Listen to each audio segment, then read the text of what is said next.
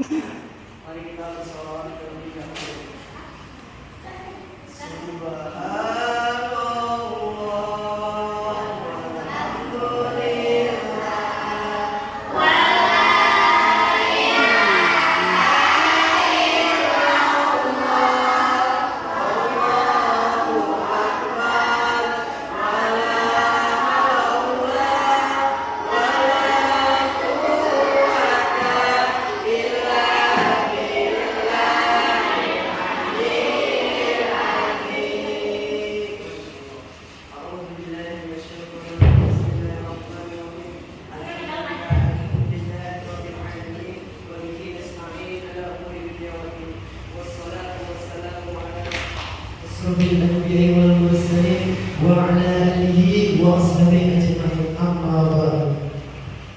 Alhamdulillah, puji syukur kita hanya milik Allah semata yang telah memberikan kita nikmat yang tak terhingga, sehingga kita dapat berkumpul di tempat yang insyaallah diberkahi oleh Allah Subhanahu wa taala. Amin ya rabbal alamin. Kita telah diberikan kekuatan, telah memasuki bulan yang suci, bulan Ramadan, dengan sehat walafiat. Salat bertampilkan salam, tak lupa juga kita sanjungkan kepada junjungan alam kita, Habibana wa Syafi'ina wa Karimina wa Zuhrina wa Maulana Muhammadin sallallahu alaihi wasallam. Kalau kakak bilang Nabi Muhammad sallallahu alaihi wasallam, jawabnya sallallahu alaihi wasallam. Kalau sekali lagi, Habibana wa Syafi'ina wa Karimina wa Zuhrina wa Maulana Muhammadin sallallahu alaihi wasallam, yang telah membawa kita dari zaman jahiliyah hingga nurul Islamnya. Alhamdulillahirabbil alamin. Hadirin yang dirahmati Allah dan adik-adik sekalian, kita telah memasuki bulan suci Ramadan. Apa itu bulan suci Ramadan? Ada yang tahu? Ada yang tahu nggak? Ada. Bulan yang dimana bulannya umat Islam diwajibkan untuk berpuasa. Siapa dari sini yang nggak berpuasa? Angkat tangan. Siapa yang berpuasa? Angkat tangan coba. Aduh, puasa. Alhamdulillah puasa semua.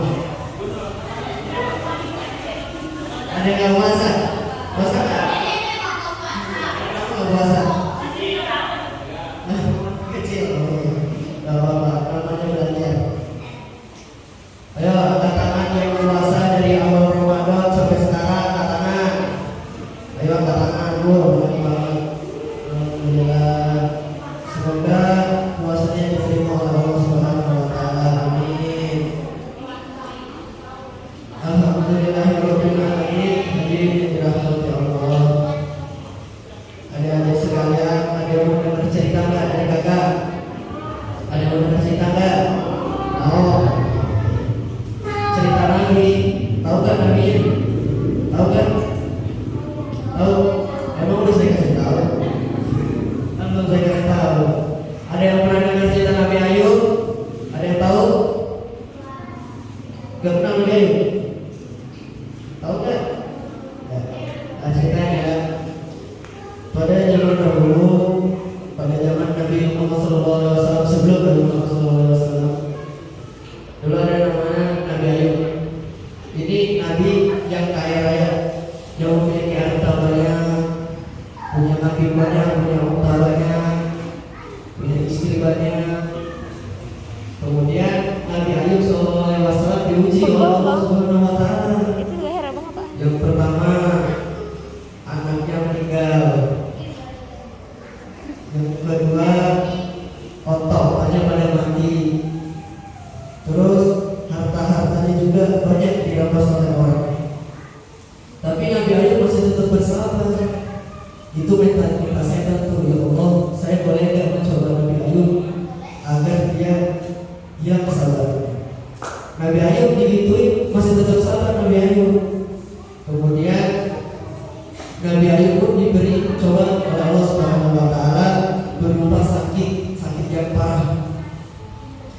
Yang pertama saking gatal-gatal badannya, masih sabar Nabi Ayub sampai dia sholat wudhu. Setelah itu penyakitnya bertambah sampai Nabi Ayub pun sholat itu tertidur sampai terlentang. Kemudian Nabi Ayub pun tambah lagi diberikan oleh Allah Subhanahu wa taala penyakit yang lebih berat sampai tidak bisa bergerak sama sekali. Sampai di badannya itu banyak belatung, banyak ulat-ulat yang menggigit kulit-kulitnya. Takut gak? Tahu gak kalau ada ulat-ulat di badan? Takut? Oh. Itu Nabi Ayub digigit ulat-ulat sama belatung. Ini mic-nya keluar. Tapi ada istrinya yang selalu menemani. Lama-kelamaan Nabi Ayub itu tuh badannya mulai hampir habis dimakan ulat oleh belatung-belatung, dilaletin, sampai-sampai ada warga yang tidak suka dengan Nabi Ayub. Ya karena takut penyakitnya nular. Jadi warga-warga ini datang ke rumah Nabi Ayub demo. Ayub, kamu keluar dari negeri ini, keluar. Daripada penyakit kamu menyerang kami atau menyebar kepada kami. Kemudian Nabi Ayub menolak. Tidak, berarti tidak akan menular. Tapi Nabi Ayub tetap dipaksa. Keluar Nabi Ayub, keluar dari sini, dari negeri ini. Terus dipaksa Nabi Ayub, itu jadi kubra, tarik-tarik sambil menangis beliau. Sampai keluar negeri itu, pun Nabi Ayub menemukan rumah dan dia tinggal di situ bersama istrinya. Kemudian di situ Nabi Ayub tetap bertakwa kepada Allah Subhanahu wa taala, tetap melakukan sholat walaupun dengan tidur, tetap meminta ampunan kepada Allah Subhanahu wa taala takut ada kesalahan karena dikasih cobaan. Kemudian Allah Subhanahu wa taala pun mengasihi Nabi Ayub sallallahu alaihi wasallam karena Allah Maha Penyayang, Maha Pengampun. Kemudian terpancarlah air pada samping Nabi Ayub sallallahu alaihi wasallam. Kemudian tersebutlah air tersebut mengenai badan Nabi Ayub. Kemudian dengan secara tidak bisa diinginkan ya, tiba-tiba badan Nabi Ayub ini yang pertamanya korengan, busuk, kembali pulih seperti manusia sedia kala. Kemudian Nabi Ayub pun sehat kembali dan pulih kembali, bisa melakukan kegiatan yang biasa dilakukan oleh para nabi. Mungkin cukup sekian dari kakak. Mungkin kalau waktunya udah mau habis ya. Kakak punya pantun, kalau kakak ngomong cakepin ya. Nah,